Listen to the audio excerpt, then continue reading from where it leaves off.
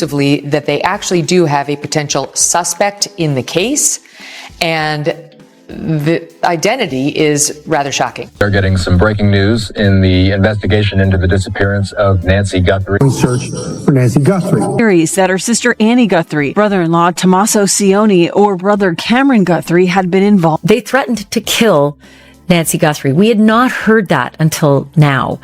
We always knew that there was a consequence threatened if you don't pay by Thursday. Then by Monday, there's a second deadline, and the consequence is that the money goes up, I think, to $6 million. But we never heard that the other consequence was that they threatened to kill Nancy Guthrie. News Nation exclusive on the search for Nancy Guthrie. It's been over 2 months since she went missing, and despite all the national attention, we still have no idea what happened to her or where she might be. The press conferences started happening in the interviews with Nanos. What were you thinking? Shut your mouth. Stop talking. That's pretty much what we were all saying. Is why is he out there saying? What if I told you that the most dangerous witness in a federal investigation isn't a person at all? What if the key to unlocking a multi-million-dollar conspiracy was beating inside a victim's chest the entire time? Welcome back to the deep dive everyone is terrified to talk about. We've been tracking the disappearance of 84-year-old Nancy Guthrie for weeks, watching the Catalina foothills turn into a playground for federal agents and neighborhood snitches. But while Sheriff Nanos was busy telling the media to, and I quote, "shut your mouth," the FBI was busy doing something much more sinister. They weren't looking for footprints, they were decoding digital pulses. Tonight, we have the leaked forensic extraction that has sent shockwaves from the local precinct all the way to DC. We're talking about the final 41 minutes of Nancy's life, recorded with surgical precision by a device that was supposed to save her, but ended up documenting her betrayal. Was it a random abduction? Or did someone she trusts wait for her heart rate to drop before they made their move? Why did a mystery device connect to her Wi-Fi at the exact moment of the event? And why is the family suddenly silent now that the digital ghost has started talking? Grab your tinfoil hats and lock your doors, because what the FBI just pulled out of Nancy Guthrie's pacemaker isn't just evidence. It's a death warrant for someone's reputation. You aren't ready for this, but you need to hear it. Let's get into it. The investigation into the disappearance of Nancy Guthrie has officially transitioned from a neighborhood mystery into a high-stakes federal chess match where the pieces are made of silicon and the board is written in binary code. To understand the gravity of these new leaks, we have to look back at the players involved because the Guthrie-Cion family tree is starting to look more like a list of suspects in a prestige crime drama than a grieving household. For weeks, we watched Annie Guthrie and her husband Tommaso Cion give interviews that felt just a little too rehearsed, a little too polished for people whose matriarch vanished into thin air without a single struggle. But the rumors of a $6 million consequence weren't just whispers in the foothills. They were the catalyst for what the FBI is now calling a coordinated extraction. You see, Nancy wasn't just an 84-year-old woman with a pacemaker. She was the gatekeeper to a family legacy that certain people wanted access to, and they wanted it by Thursday. When that deadline passed and the money wasn't moving, the consequence wasn't just a threat, it was an invitation for someone to step into that house and ensure the silence was permanent. And let's talk about Sheriff Nanos for a second, because his behavior in this investigation has been nothing short of a masterclass in how to alienate the public. When the press conferences started, we expected transparency, but what we got was a directive to shut our mouths. Why the hostility, Sheriff? Is it because the FBI's forensic team found something in that pacemaker data that makes the local department look like they were napping on the job? Or is it because the identity of the person whose device pinged Nancy's Wi-Fi at 2:28 a.m. is someone who has shared a cup of coffee with the precinct elite? The narrative being pushed was that Nancy wandered off, a victim of her own age, but the pacemaker data doesn't lie, and it doesn't have a political agenda. It records the truth in beats per minute. When that device showed a sharp, violent spike before the security cameras were even disabled, it told the FBI that the predator was already in the room. This wasn't a break-in. It was a welcome-in. Someone had a key, someone had the code, or someone had the kind of face that didn't make an 84-year-old woman's heart race until it was far too late to scream. The leaked reports suggest that brother Cameron Guthrie had his own set of grievances, primarily centered around the way the family assets were being managed. We've heard the stories of heated dinners and deadlines that sounded more like ransom notes. But the most chilling part of Section 1 of this investigation isn't the money, it's the precision. The FBI analysts are reportedly shaken because the 41-minute window where Nancy's heart was under extreme stress shows a level of handling that suggests the perpetrator had medical or tactical training. They knew exactly how to keep her heart from failing too early, and they knew exactly when the signal would cut out. This is the kind of detail that makes you look at every service technician, every honorary family member, and every friend of the family with a completely different lens. The bad reputation of the Guthrie inner circle isn't just gossip anymore. It's the framework for a federal indictment that is currently sitting on someone's desk, waiting for the final digital signature. We have to ask ourselves why the surveillance footage from the neighborhood showed a figure watching the house only on weekends. This wasn't a crime of opportunity. This was a schedule. Someone was living a normal, 9-to-5 life Monday through Friday, playing the part of the perfect citizen, and then spending their Saturdays and Sundays stalking an elderly woman's routine. They knew when she played cards, they knew when she took her meds, and they definitely knew how her pacemaker functioned. The level of corruption we are looking at here goes beyond a simple theft. It's a betrayal of the most basic human contract. Nancy Guthrie spent 50 years in that house, feeling safe behind a door that didn't need a lock, only to realize in her final 41 minutes that the walls were closing in from the inside. The emphatic silence from the Guthrie legal team is the loudest thing in this case right now. They aren't talking because there is no defense for a Wi-Fi log that places a cleared suspect in the hallway at the exact moment of a cardiac spike. The public's perception of this case shifted the moment the word pacemaker was mentioned. Suddenly, it wasn't just a missing person story. It was a tech thriller with real-world stakes. People are digging into past incidents involving Tommaso Sion's business dealings, looking for any link to the mystery device that left a digital fingerprint on Nancy's router. Was there a financial crisis looming that only Nancy's disappearance could solve? Every anonymous source coming out of the Catalina foothills seems to have a story about a dispute over the property or a disagreement about Nancy's care. But these weren't just family squabbles. They were the building blocks of a motive so massive that it required a 41-minute blackout of the most sophisticated security system in the neighborhood. The FBI hasn't made an arrest yet because they are playing a longer game. They aren't just looking for the person who was in the house. They are looking for the person who gave the order, and that person is likely watching this very video. Wondering how much more we actually know. The intensifiers in this scandal are the unnatural drops in her heart rate that experts are calling impossible. Imagine being so controlled, so calculating, that you can manipulate the physical reaction of your victim to stay within the parameters of a medical device's recording limits. This is the kind of abuse of power that makes the public's blood boil. We are seeing a 41-minute gap where Nancy was no longer a person to her captor, she was a project. And while the neighbors were sleeping and the sheriff was telling us to mind our business, a digital trail was being blazed that would eventually lead the FBI back to a fingerprint they had already seen once before. This is where the first section of our exposure ends and the real breakdown of the corruption begins. Because if you think the pacemaker data is the only thing they found, you have no idea how deep the digital rabbit hole actually goes.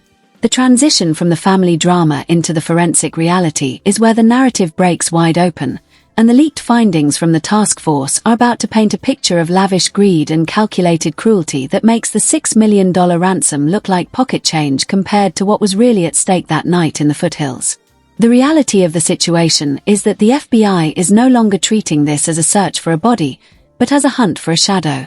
A shadow that has a name, a shadow that has a digital footprint, and a shadow that is currently trying to figure out how to explain why their phone auto-connected to a dead woman's Wi-Fi. The audacity of the perpetrator to think they could outsmart a modern pacemaker is the ultimate hubris. They thought they were dealing with an 84-year-old woman, but they were actually dealing with a high-tech recording studio that captured every terrifying second of their presence. As we move into the breakdown of these leaks, remember that every quote from an imaginary source and every public reaction we see online is a reflection of the genuine outrage felt by a community that was told Nancy just wandered off. The fallout is coming, and it's not just going to hit the person who was in the house. It's going to take down everyone who helped cover it up, everyone who ignored the warnings, and everyone who thought Nancy Guthrie was too old to fight back from the grave through her own heartbeat. The transition from the initial shock of the pacemaker's heartbeat data into the digital forensics of the scene is where the investigation truly enters a realm of chilling complexity. When the FBI task force began digging into the secondary signal anomalies, they weren't just looking at Nancy's heart. They were looking at a digital ecosystem that had been compromised with surgical precision. According to leaked documents from the Cyber Forensics Division, the mystery device that connected to the Guthrie Wi-Fi at 2:28 a.m. didn't just passively sit on the network. It was actively communicating. This device, which insiders have nicknamed the Ghost Client, was authenticated using a bypass method that suggests someone had prior knowledge of the router's administrative credentials. We aren't talking about a lucky guess or a brute force hack.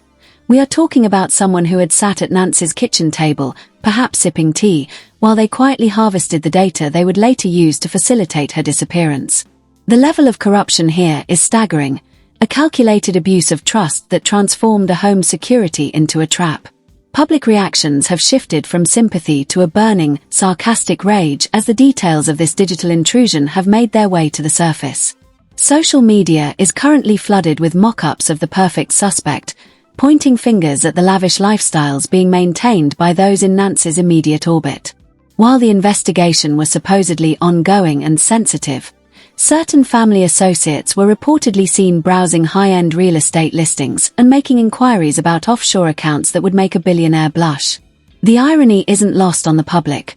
While Nancy was allegedly wandering off into the night, the people meant to be searching for her were busy calculating the inheritance tax on a $6 million estate. Anonymous sources within the local banking sector have hinted at unusual movement in accounts linked to Tommaso Sion's business ventures, movements that started just 48 hours after the pacemaker recorded its final, violent spike. It's the kind of corruption that doesn't just happen. It's curated. It's a greed so profound that it required the literal silencing of a human heart to satisfy its appetite. The breakdown of the forensic findings gets even darker when you consider the impossible heart rhythm stabilization recorded by the device.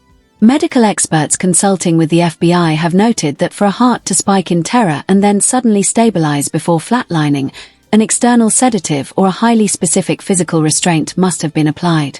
This is where the theory of a professional handler comes into play.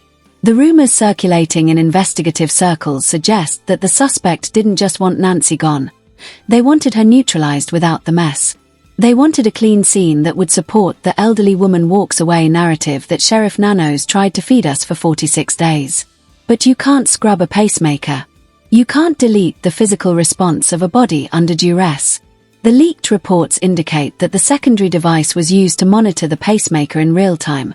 Someone was literally watching Nancy's heart fail on a screen, making sure the job was done within that 41-minute window of digital darkness. The sheer audacity of this operation has turned the Catalina foothills into a hotbed of paranoia and conspiracy. Every imaginary quote from the insider agents on Twitter adds another layer of filth to the Guthrie reputation. One particularly viral thread claims that the FBI found encrypted messages on a burner phone discovered in a nearby drainage ditch, containing nothing but timestamps that match the pacemaker's fluctuations. If these reports are even half true, we are looking at a level of premeditated cruelty that rivals the most twisted fiction. Why would someone need to monitor the heart rate of an 84-year-old woman unless they were terrified of her surviving the encounter?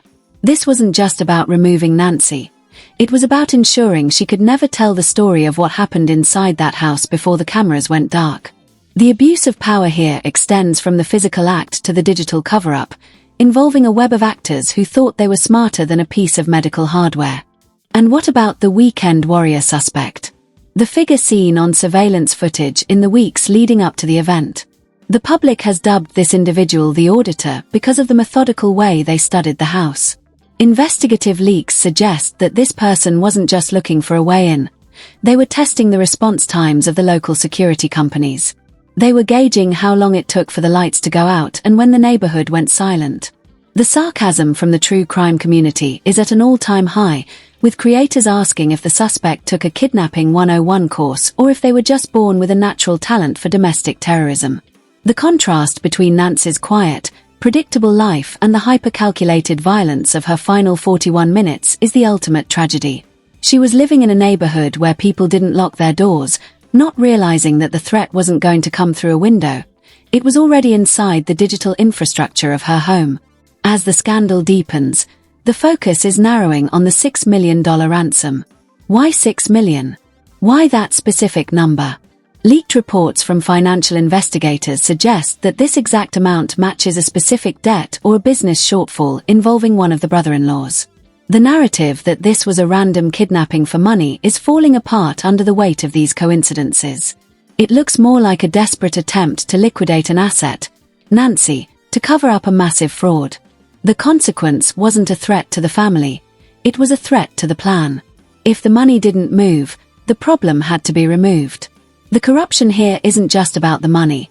It's about the systemic failure of the family unit to protect its most vulnerable member in favor of maintaining a facade of wealth and prestige. The public is calling for blood, demanding that the FBI stop building a case and start making arrests before the suspects have a chance to flee to a country without an extradition treaty. The most disturbing part of this breakdown is the realization that the FBI has likely known about the fingerprint and the device connection for weeks. The silence from the authorities isn't a sign of confusion, it's a sign of a trap being set. But while the feds play their long game, the public is left to grapple with the reality that a cleared suspect, someone who walked in and out of that house with the blessing of the family, is the one whose digital ghost is haunting the Wi-Fi logs. The level of betrayal is so deep it feels cinematic, but the blood evidence, however subtle, reminds us that this is real.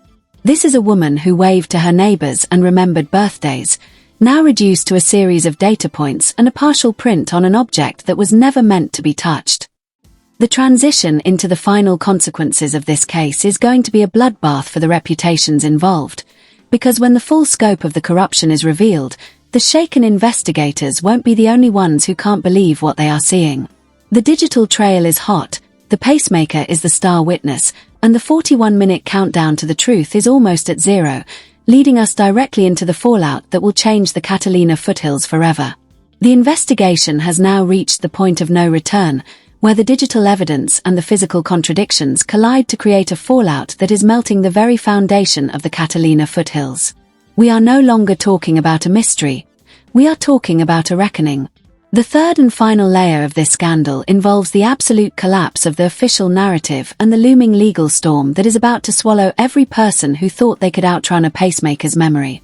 According to leaked task force communications, the FBI isn't just looking at a single arrest anymore. They are preparing a racketeering case that ties the disappearance of Nancy Guthrie to a larger web of financial fraud and professional misconduct. The cleared suspect whose fingerprint was found in that untouched corner of the house is reportedly under 24-hour surveillance, and the rumors suggest that the only reason an arrest hasn't been made is that the feds are waiting for the mystery device's ghost client to ping one last time from a remote server. The consequences for those involved are becoming increasingly tangible. We are hearing reports of emergency board meetings, panicked legal consultations, and a sudden, desperate attempt by family associates to distance themselves from the $6 million ransom narrative. The public backlash has been a force of nature, with the sarcasm of the internet turning into a weapon of accountability. When the news leaked that Nancy's heart reacted before the cameras went dark, the accidental disappearance theory was incinerated in real time. The community is demanding to know how a person who was supposedly cleared by local law enforcement could have their DNA and digital footprints all over the final 41 minutes of a crime scene. This isn't just a failure of investigation. It's being called a systemic protection of the elite. The hypothetical probes into Sheriff Nanos's department are no longer hypothetical. Insiders claim that an internal affairs investigation has already been launched to determine why the pacemaker data was sidelined for nearly 2 months while the public was being told to shut their mouths. The financial crisis triggered by this exposure is equally devastating. If the rumors are true, the lavish spending of the Guthrie inner circle wasn't just funded by hard work, it was a house of cards held together by the hope that Nancy's assets would soon be liquidated. Now that the FBI has frozen several accounts linked to the investigation, the panic has set in. We are seeing a scramble for legal representation that resembles a game of musical chairs where the music has just stopped. The fallout extends to the business partners and silent investors who thought they were backing a legitimate family empire, only to find out they were unknowingly subsidizing a 41-minute operation to remove a human obstacle. The irony is staggering. In their haste to secure $6 million, the perpetrators have likely triggered a total financial collapse that will cost them 10 times that amount in legal fees and asset seizures. But the most chilling consequence of all is the silent evidence that the FBI is still holding back. Leaks suggest that there is a second digital recording, not from the pacemaker, but from a smart appliance inside the house that was inadvertently triggered by the mystery device's connection. If this audio or data exists, it won't just confirm who was in the house, it will provide the final, devastating proof of what was said during those 41 minutes. Did Nancy plead for her life? Did she call out the name of someone she loved, only to realize they were the one holding the ghost client device? The tension in the air is thick enough to cut with a knife. The public is braced for a revelation that will make the fingerprint look like a minor detail. This is the moment where the inside job theory becomes an undisputed reality, and the people who stood on Nancy's lawn and cried for the cameras will have to face the cold, hard logic of a federal prosecutor. The anticipated resignations and probes are just the beginning. The legacy of Nancy Guthrie, a woman who lived 50 years of a quiet, predictable life, has been transformed into a cautionary tale about the digital age and the greed that it can facilitate. The neighbors in the Catalina foothills are no longer leaving their doors unlocked. The familiar faces are now looked at with suspicion. The neighborhood where nothing ever happened is now the epicenter of a global true crime obsession. And while the internet continues to churn out theories and sarcasm, the reality remains that an 84-year-old woman was betrayed in the most intimate way possible. The fallout isn't just legal or financial, it's a moral vacuum that has left a community shattered. The FBI's next move is expected to be a coordinated sweep, picking up multiple individuals who played a role in the planning, execution, and subsequent cover-up of those 41 minutes. As we look at the wreckage of this investigation, the role of the pacemaker stands out as the ultimate irony. A device intended to prolong life became the very thing that exposed a death. It was the one variable the sophisticated audit didn't account for. They could disable the cameras, they could wipe the browser history, and they could wear gloves to hide their prints, but they couldn't stop a human heart from reacting to the horror of betrayal. The 41 minutes of silence recorded by that device are now screaming louder than any headline ever could. The transition from missing to murdered and from accident to orchestrated is complete. The only thing left is for the handcuffs to click and for the final names to be read in open court. The person responsible might still be closer than anyone thinks, perhaps even watching the news and wondering which leaked detail will be the one that finally breaks their alibi. The ultimate consequence of this scandal is the death of trust. Trust in family, trust in local authority, and trust in the safety of one's own home. The sarcasm we use to discuss these cases is often a shield against the sheer darkness of the facts, but even humor can't hide the reality of what the FBI found inside that pacemaker data. It was a roadmap of a crime, a second-by-second account of a soul being handled like a business transaction. As the investigation moves toward its final phase, the pressure on the Guthrie family to come clean is reaching a breaking point.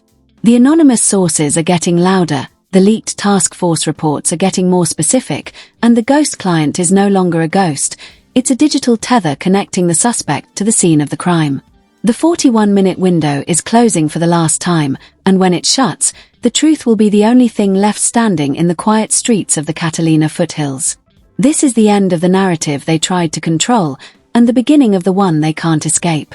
The fallout is here, the consequences are real, and the pacemaker has spoken its final word. Nancy Guthrie didn't just disappear, she was documented. And that documentation is about to tear a hole through every lie told over the last 46 days. The investigation is shifting from what happened to who pays, and the list of people who owe a debt to justice is much longer than anyone anticipated. The final 41 minutes of data have been decoded, and the shockwaves are only just beginning to hit the shore. The truth isn't just out there, it's beating in the evidence locker of the FBI, waiting for the day it can finally rest. So, here we are at the edge of the cliff. The FBI has the data, the fingerprint, and the device logs. The suspects are pinned under the microscope of public outrage and federal scrutiny. Do you still think this was a random wandering? Do you still believe the local sheriff was just protecting the investigation by telling us to shut up? Or do you see the same calculated, high-stakes greed that the rest of the world is now staring at? The pacemaker data doesn't just shock the heart, it shocks the conscience. Tell me your theories in the comments. Who is the name on that fingerprint? Is it the brother-in-law with the $6 million debt, or someone even closer to the center of the web? Don't hold back, because the next leak is coming, and it's going to name names that will make your jaw hit the floor. If you want to be here when the first arrest hits the wire, hit that like button, subscribe, and turn on notifications. The digital ghost of Nancy Guthrie isn't done talking yet, and neither are we. Stay tuned, because the final update is about to change everything you thought you knew about the Catalina foothills. The 41 minutes are up. See you in the next one. This is the moment where we stop looking at the screen and start looking at the reality. We've seen the pacemaker data, we've analyzed the digital footprints, and we've exposed the fingerprints that were never meant to be found. The evidence is no longer a collection of theories. It is a direct indictment of a system and a family that thought they could silence an 84-year-old woman without a trace. But Nancy Guthrie's heart had one last story to tell, and it's a story of betrayal, greed, and a 41-minute countdown to the unthinkable. Now, I need to hear from you. After seeing how the camera was disabled and how that mystery device connected at the exact moment her heart spiked, do you still believe this was a random act? Or was this a cold, calculated operation by someone she loved? Who do you think that cleared suspect really is? Drop your theories in the comments right now. I'm reading every single one, and the more we talk, the harder it is for them to hide the truth. If you want to be the first to know when the FBI finally makes that arrest and names the person responsible, hit that like button and subscribe. Turn on notifications, because more leaks are coming, and the next update will expose the one name nobody is ready to hear. The silence is over. Don't look away.